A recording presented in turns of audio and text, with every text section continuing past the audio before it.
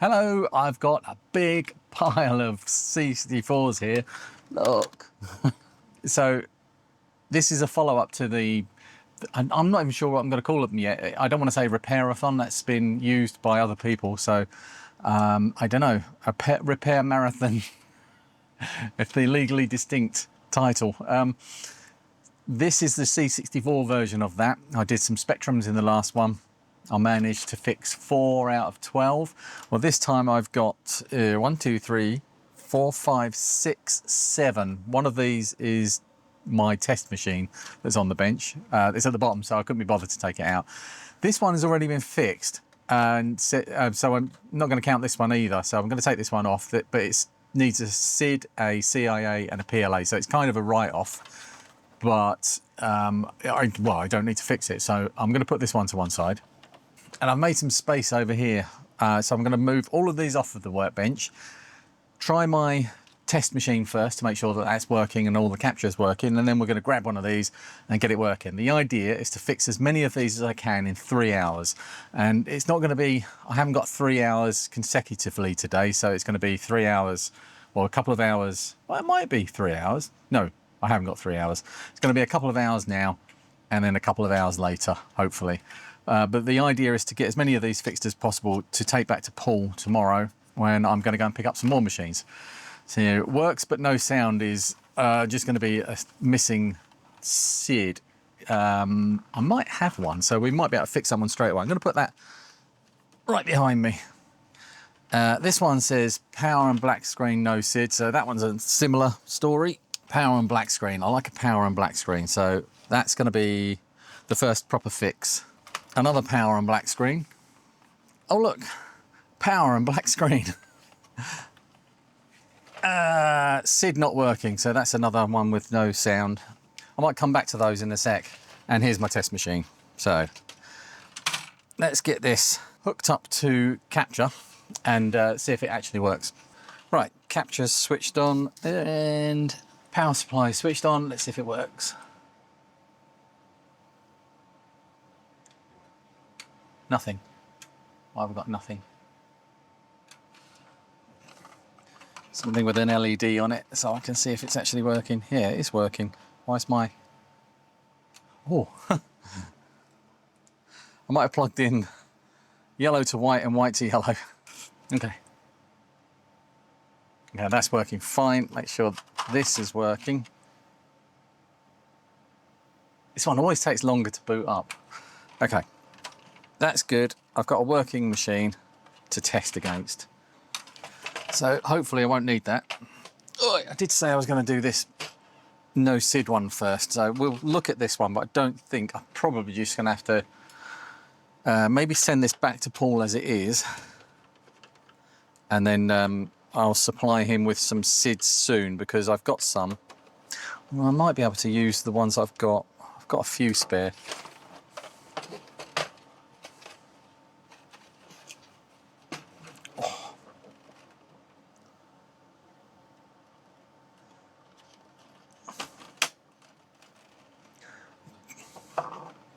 Clips did not want to give way then. Keyboard was disconnected. So was this. Eugh, hate these things. Is this an early one? No.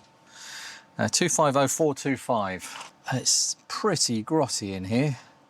Let's see what it does on diagnostics first of all before we go any further.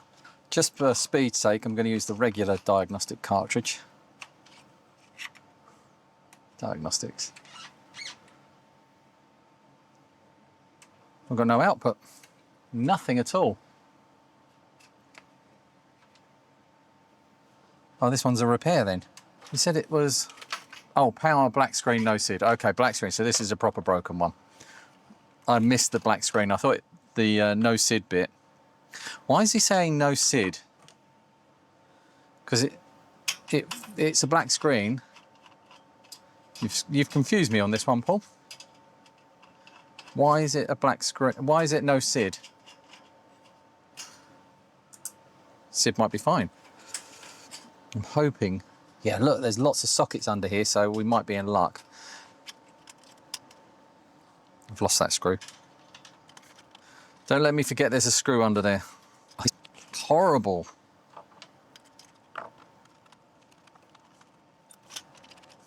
That's not going back in.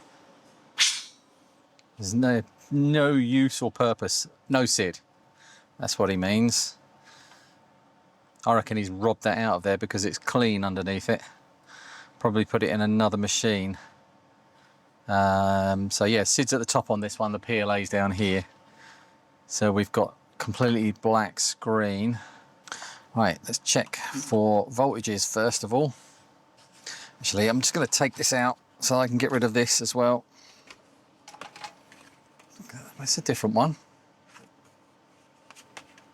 Still going in the bin. Oh, where's that screw? There it is. Told you to remind me. Quick look on the back. No rework on any of the ICs. Right, voltages.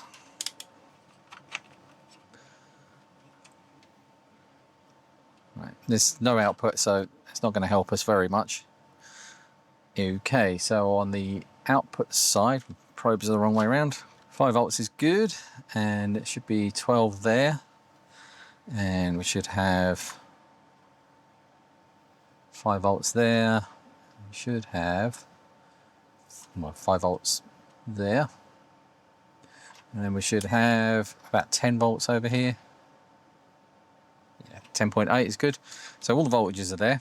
Okay, so I've got up the classic repair toolbox, which is a marvelous piece of software for all your C64 needs, and I've got the Commodore 64 selected and the 250-425 longboard selected, so we've got everything we need here.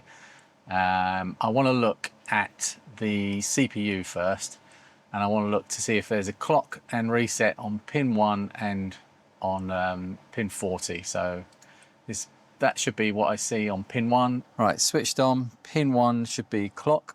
There's nothing there at all. Yeah, there's just no clock. So, and reset, I don't think. Yeah, reset works absolutely fine, but there's just no clock. All right, so the clock comes from the VIC2 area, and this 7701, well, it's an 8701 in here, is the thing that generates, or part of the, well, the clock is actually generated here and with the crystal and this chip that replaced a few logic chips and a few other bits and pieces. These always fail, so I'm thinking it's going to be this. Now, what do we get? So pin 1, pin 2, pin 3, 4, 5. It's not going to tell us much, but it's pin 6. See if we've got a clock down here. So that's 1, 2, 3, 4, 5, as expected, nothing. And then 6 is just a flat line. Ooh. Anything coming into this? 7, 8, 9, 10, 11, 12, 13. There is a clock coming in. 14, 15, 16. So, yeah, that's 13, and that is the extal out. So extal in won't read because my probe is not set up. Let me put it on 10x. So 16, 15, 14, and 13. So that's the clock coming in. So we've got clock coming in and clock going out. I'm not sure where that goes out to, but maybe it's a dead VIC. Let's have a look at that. See, the clock is present on the VIC. So pin 22, which is this one. Don't look good. Is that hot? Well, yeah, the VIC2 is getting quite hot. I will need to work out how the clock gets into the VIC2. So we'll go down to here, look for U31. There we go, 8701. So we've got the clock coming in and, oh, it's going back out. It goes through like a feedback circuit, I expect here. And the clock out, So we should have something on 6 and 8 coming out. There's a lot of grounds coming off of this. 7, 2, 9, 4 are all ground. 15 and 12 look like they're 5 volts in, and 13 and 14 are the clocks in. So 6 and 8 are the clocks out of this chip. 6 and 8. So 8, nothing, and 6, nothing. Right, let's get that out. I don't think I can test that, but I'm just going to change it. I'm sure I've got some of these spare. And I've got boards I can rob them off of. Whilst that's been on for a little while, I'm just going to quickly give it a little look with my thermal camera just to make sure nothing's getting ridiculously hot. Looks okay. Oh no, it doesn't. That chip there at U9 it's not ridiculously hot, but it's a lot hotter than the chips around it. It's 35 degrees and everything else is stone cold. But that could be that one's actually working, got it generating its own clock maybe, or doing its own thing, whereas all the others are completely stopped because there's no clock. Let's find a chip. 8701, I've got 2 of them here. I have just grounded myself for all of those under your tinfoil hats. Okay. Do we have... Oh, that light went off. Do we have any activity now? Yep, we've got a clock now. Got a good clock on the CPU, so let's have a look at capture. Okay, capture is on. Let's see what we get. Well, black screen at the moment. Yeah. Let's try the dead test plus diag.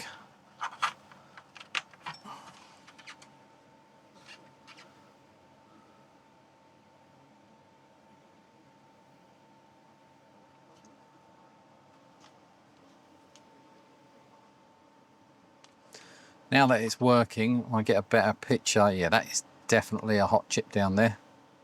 PLA is looking a bit warm. It's already up at 50 degrees. And not even dead test is working. I wonder if this C60... Oh, I need to update the firmware on this. 8701 is okay. VIC is okay. CPU is okay, apparently. PLA is going to be bad. Right, okay. So let's trust that and see if putting another PLA in works. There's one here. I'm going to give the socket a quick spruce up.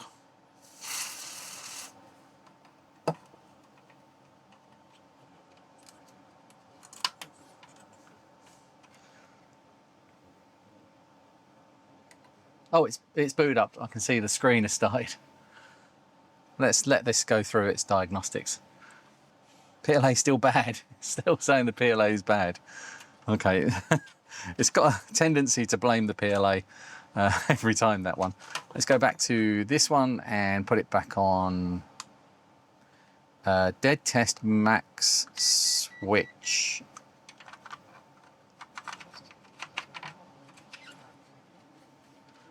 And see what this says.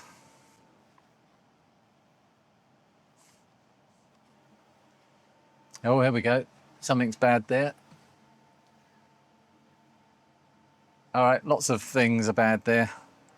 Matt Desmond will know what all that means, but I don't know what it means, so I'm going to stick in a cartridge that I'm hoping will give me a better idea what's going on.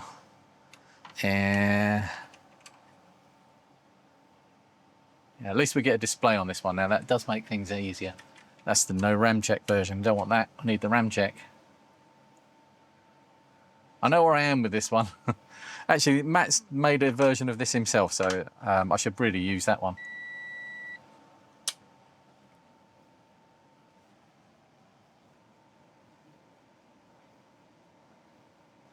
Looks like the CIAs are okay.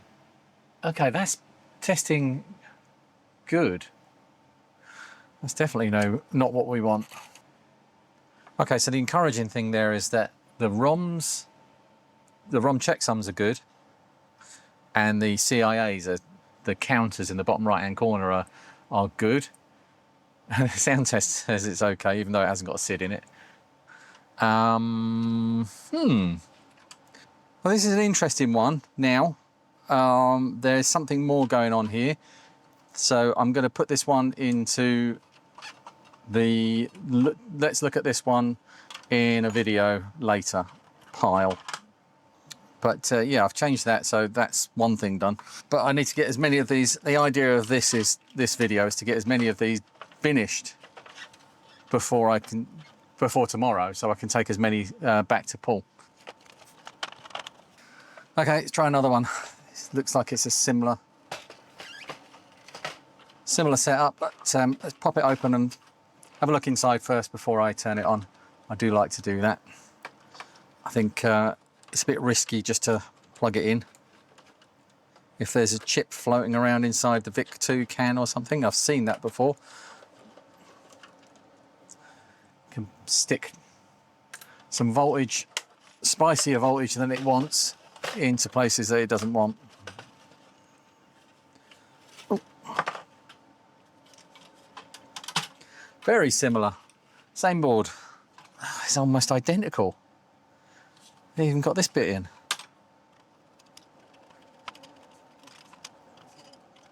This is I mean, some people might say, why are you taking this out? But not one of these tabs, which is meant to be like a heat shield or a heat sink for these chips, not one of these tabs is actually touching the chip.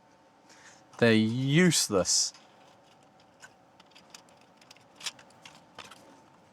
Oh, there's only the SID in the socket. Yeah, that's a shame. Even the PLA is soldered direct, so we are exactly the same. I wonder what the serial number on this one is. 936156, made in England. 844819. Yeah, not that close. Okay, no. Well, there's a few bits of touch-up work that's been done to this, probably at the factory. Nothing major. The solder does not look good on these though. This looks like a difficult one to work on. Caps look good. Not very many caps on these boards. Let's plug it in, see what it's doing. Nothing in it first of all. Nothing. Oh, this is going to be the same thing. Oh no, the light went out. PLA is lighting up. All right, 8701 is bad. There's no clock. Same thing. It's two of those. Luckily, I did spot that I had more than one. So this one's got horrible, crusty legs.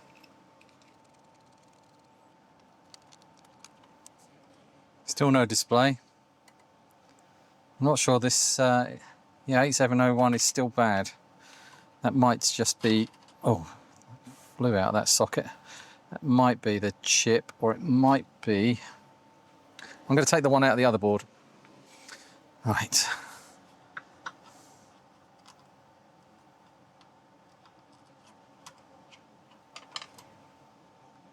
All right, now we've got a display, so looks like that other one is bad as well.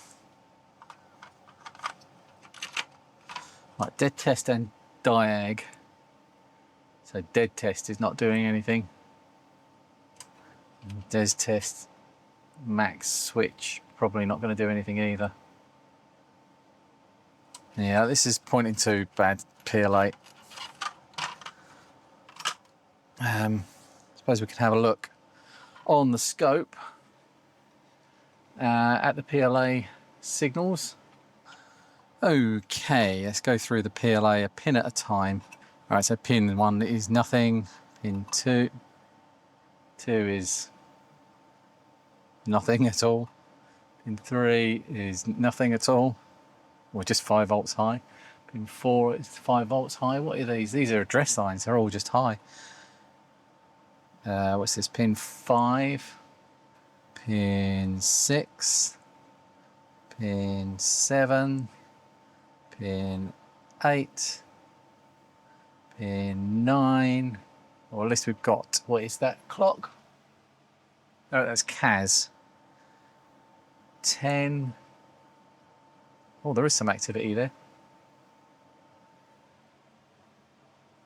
That's a ROM H signal. And the next one is pin 11, pin 12.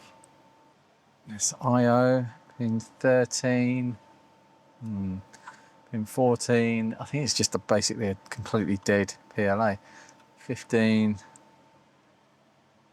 That's pin to be 15. 16. 17. 18. Oh, it's my finger just strayed onto it. It's 60. It was up to like 63, 64 degrees. The SID is also quite hot. I'm going to pop that out.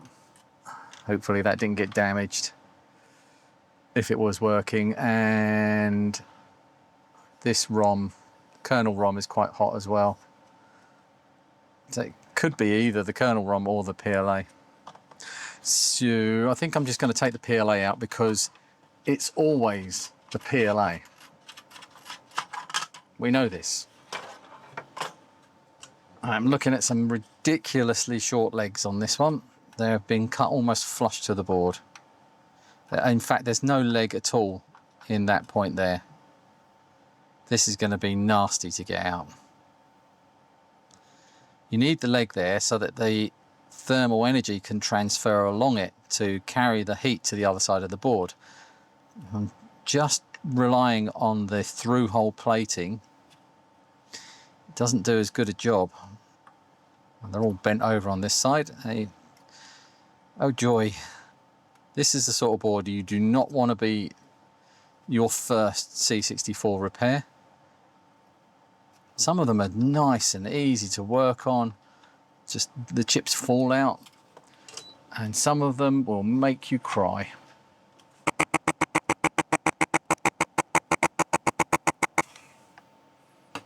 I've never seen one like that. That bottom hole there and the top left hole here are completely, there's just no pin there, nothing at all. I've got a bad feeling about this.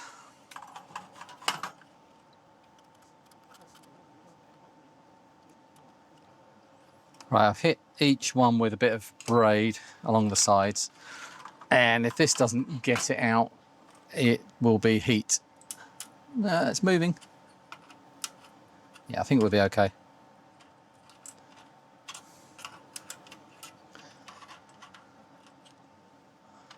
Right. Okay, so I've got my bench test machines connected up. Good, get your words out, Lee. That's working. Let's pop out the PLA, which on this one is this. Nope, is this one. Yep. Might not reach the ZIF socket.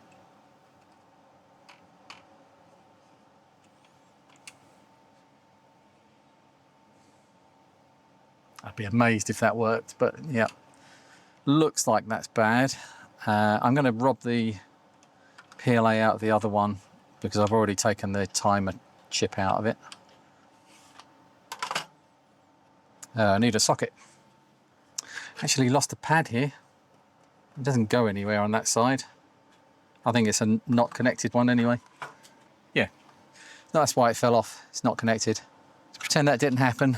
Nobody will look too close.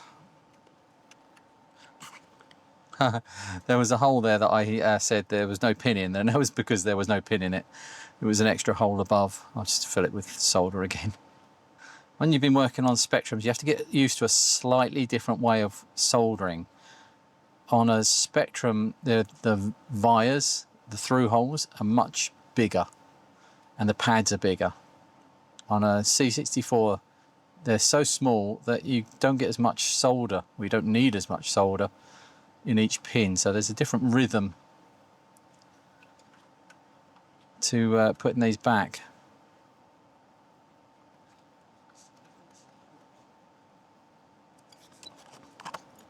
Right, let's put the good PLA in, not in the SID socket.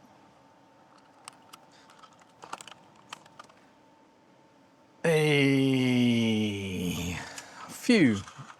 Till we get a winner. There's still something going on there.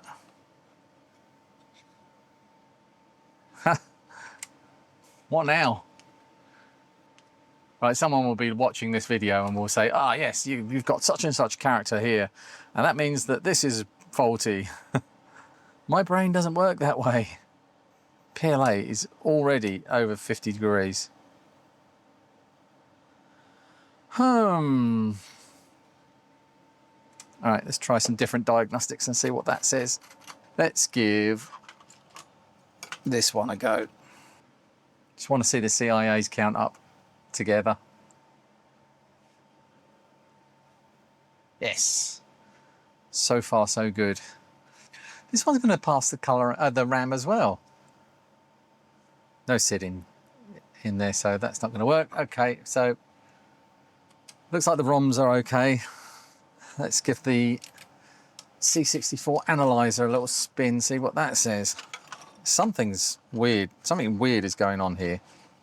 Reset okay, 8701 okay, VIC okay, CPU okay, PLA, it's going to say bad. Bad. I wanted some easy repairs. I wanted a couple of just swap out the PLAs and then I can take it back to Paul. Okay, so this one's going to go on the pile for a further video. I'll take out the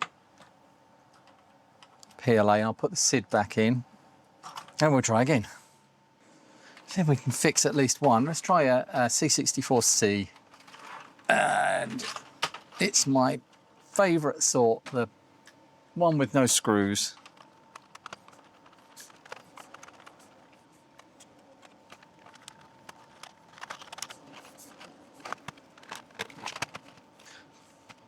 Why is that in here? Ah, this is one that I got out on a live stream. This is in a terrible state. So yeah, this is, Andy must have put this in at Retrofest. I took this to Retrofest, it was on display. So that's actually, that one definitely is for a future video. So yeah, sorry about that one. All right, I think this is the last of the black screens. It's got a serial number taped on there. 675722. That must be off of the box. Okay, more familiar territory. And 250407. Nothing socketed except the SID. Let's take the SID straight out this time. I should do that every time, but I always forget. I'm not sure I've ever cooked one though. Looks like the VIC2's intact in there, so let's see what it does. No diagnostics. It's black screen and it works. What did this one say? Black screen. Okay, let's try putting des test switch select in. Be nice to get one machine to pass this test. I can't read the time of day clocks. They keep flashing off. Oh, God. That. Right, so the ROMs are good. This one's looking good. Maybe it was the SID. 6581.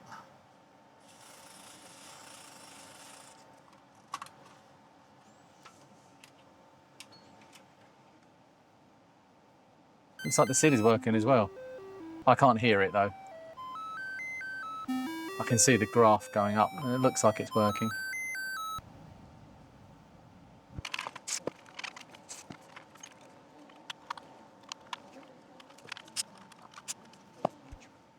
All right, if it passes this, I'm happy to give it a clean bill of health. Stick the keyboard in.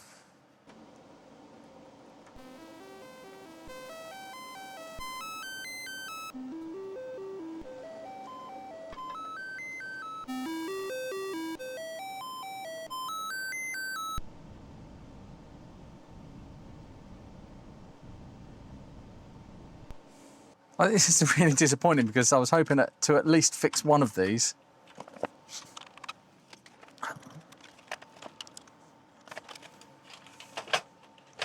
Right, keyboard test.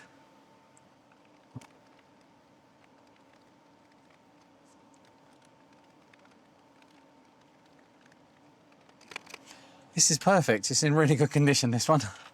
Yep, so there's nothing for me to do there at all.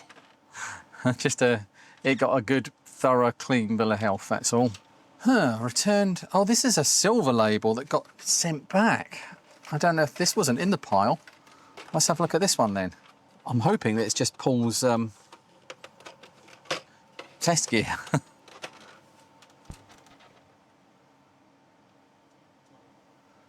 That looks fine. Right, let's give it the Des Test switch, max switch. Oh yeah. Oh, that looks like the colour ramp's on the way. Yeah, oh, colour ramp's gone. All right, okay, so we've got something to fix. A Silver Label, of all things. It's not a crazy early one. This even could be a 250407 or similar board. Might not be one of those KU boards. It's a KU 14194HB, so it is one of them KU boards. But yeah, colour RAM, wherever it is, it's up here. It's gone bad. It's got some really crusty legs as well. That doesn't look good. And so this went bad between me fixing it or whatever I did to it last time. I don't remember what happened to this one. Whether it's one of the ones with leaking capacitors, I don't know. No, didn't change the caps in this one. Don't know what I did. Might have been the, I don't know. I can't remember. Don't remember which one this one was. I'm not that organised. Keeping the silver shield this time. Right, I think it's probably worth just taking this out. Quite clear that there was corruption on the screen and there was clear diagnostic evidence. I just thought of a title, Speedrunning. Speedrunning Specky Repairs and Speedrunning C64 Repairs.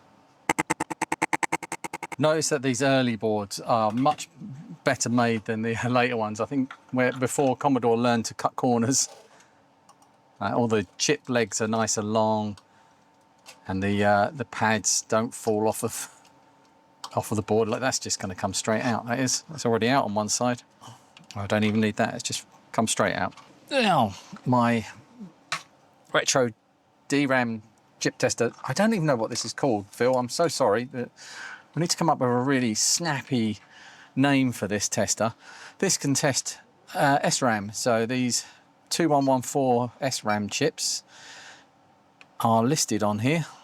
If I can find it, 2114. But you have to make sure you put it in the right socket and you have to put it in upside down. Now I don't know where, I'm sure that's like that.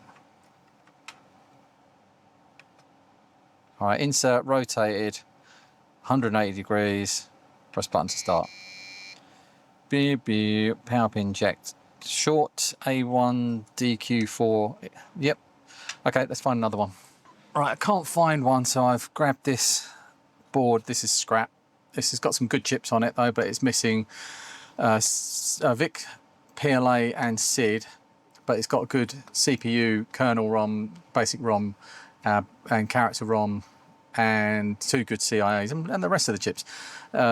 This was a previous repair, but it's just not worth putting this back into service, well, replacing the chips. I'm just going to salvage the colour RAM off of this and use it in this one.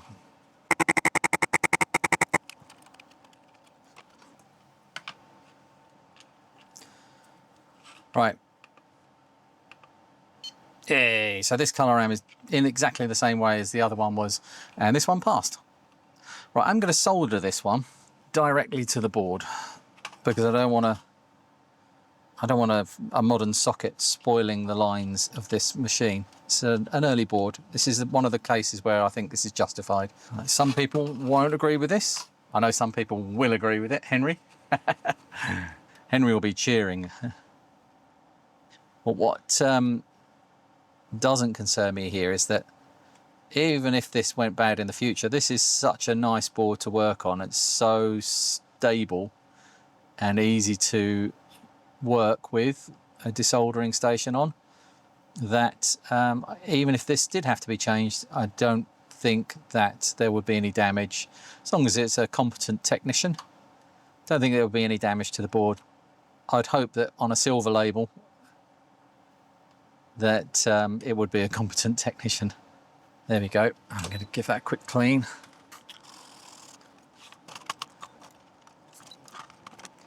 Right, same RAM test.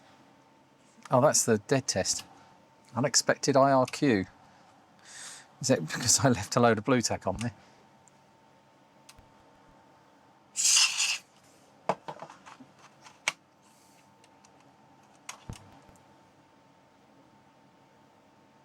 What on earth is going on there?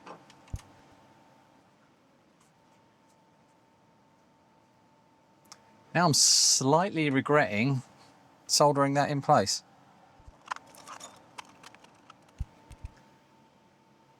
Well, the colour ram's tested good this time. That's good. What if this has just got a dirty slot?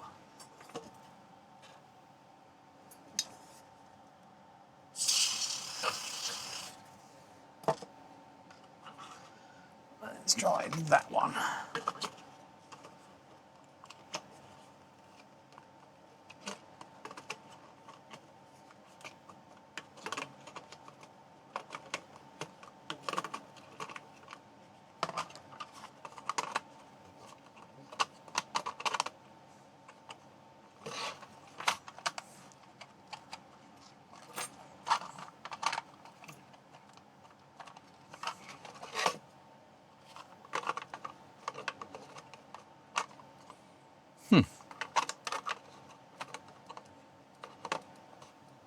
I can't even get a cartridge in there now.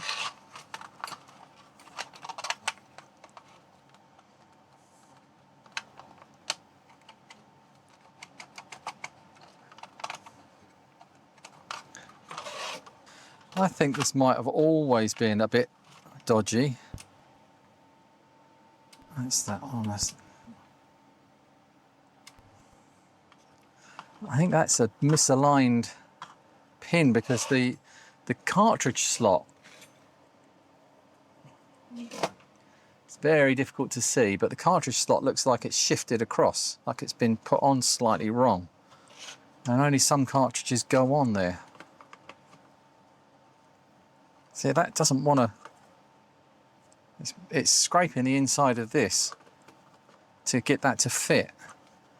And the inside of this has been scraped as well. It doesn't affect this because it doesn't need a full-size cartridge.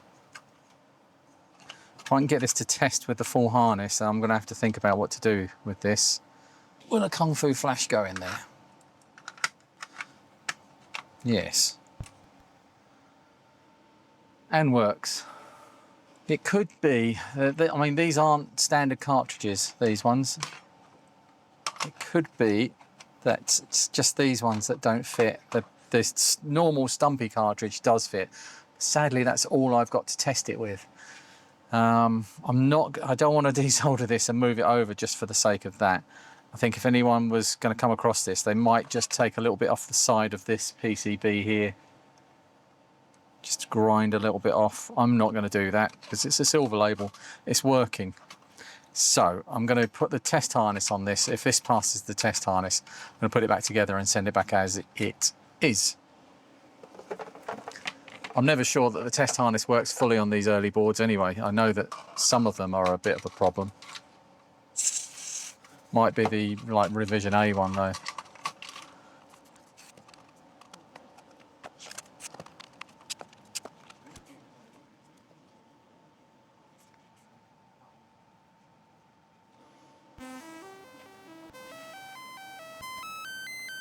Yeah, that's all looking good. I know the keyboard's fine on this one, so I can button this up. What's that? Loops round.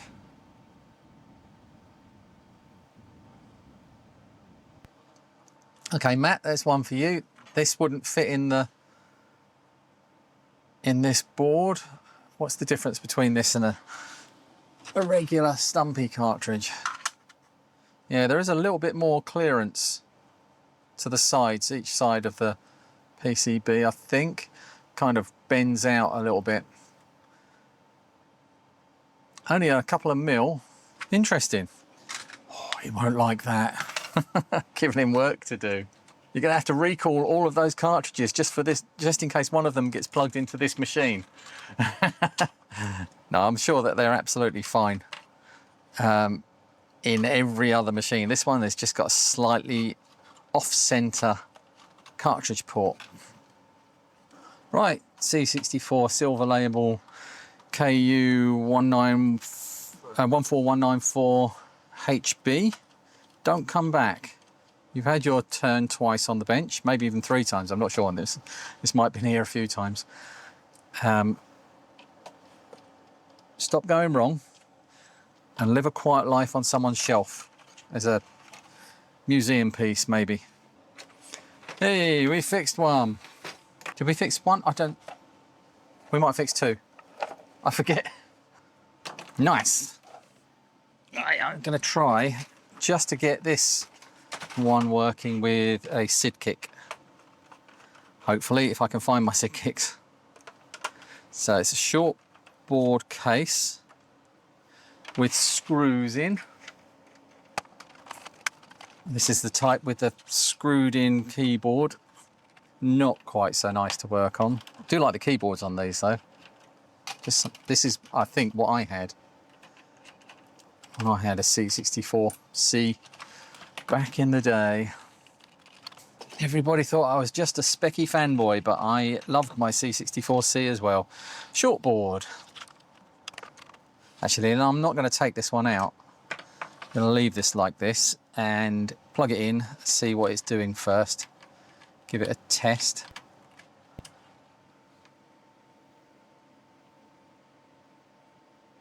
Right. I'm going to plug it into my TV so I can hear it.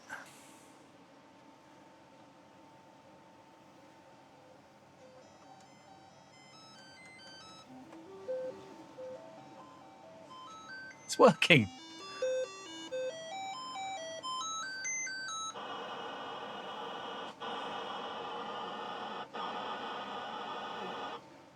There's nothing wrong with that.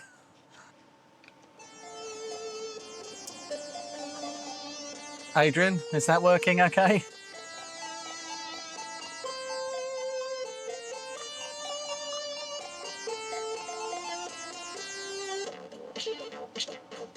Obviously playing at the right speed.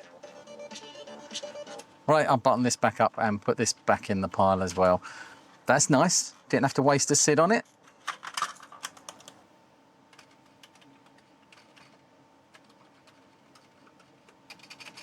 Perfect.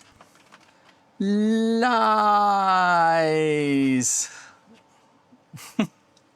Works fine.